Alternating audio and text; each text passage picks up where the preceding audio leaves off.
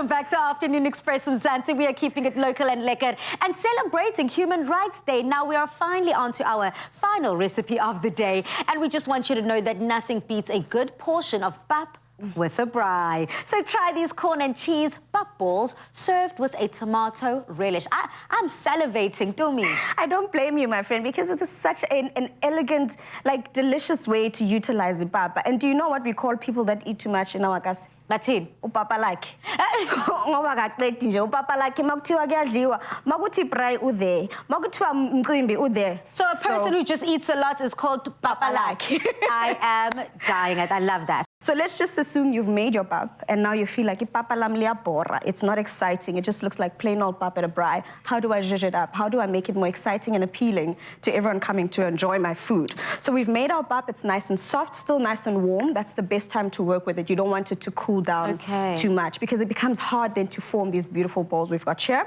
So yesterday, like you said, Bali, we've got the sweet and savory. We're adding some cheese to ours. And then we're also going to be adding some sweet corn just to balance those flavors. But if you're someone perhaps that's on some, I like my spinach, I like my feta, go ahead, you know, be as adventurous as possible. Just make it to your taste, you know, how you like it. Yeah, to your liking. And, you know, for myself, there's just the texture of sweet corn is really, really good. It's it almost feels like a hug. You know, when I have some sweet corn and I do enjoy it, it is definitely satisfying. So as you do mold it, when it comes to creating these pap balls, what consistency are we looking for? So we don't want it too stiff for this type of application. The reason for that is that you've cooked your pap and now you need to add all these things to it. It becomes so hard even just to work with it. I like to say to people, let it be nice and soft, because as it cools down, it actually does become firmer. It will harden up. So the softer, the better. Obviously, we don't want umdogo, which is porridge, because that just literally goes all over the place.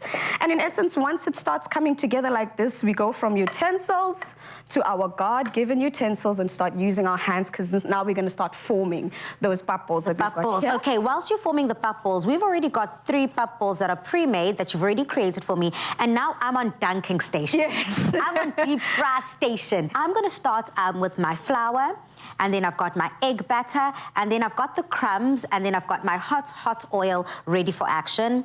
Wouldn't you consider this a salad itself? Because technically, when we are serious, guys, there's maize, there's cheese in there, there's corn. I would call this a salad, and just where to me?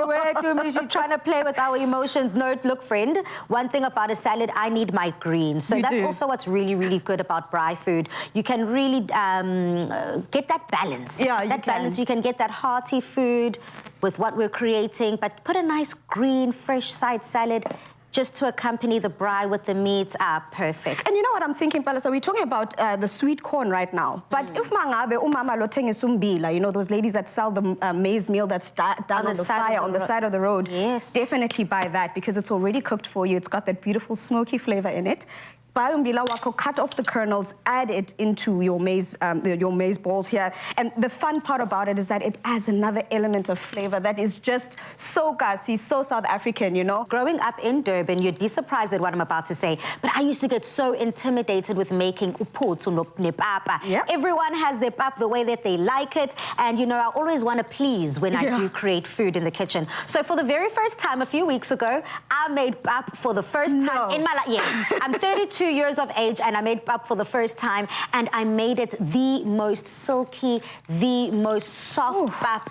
It was delicious, and I made it with a lamb stew. So can you imagine some of these balls with a lamb stew? Imagine, that sounds Look at that. Look at that. Decadent.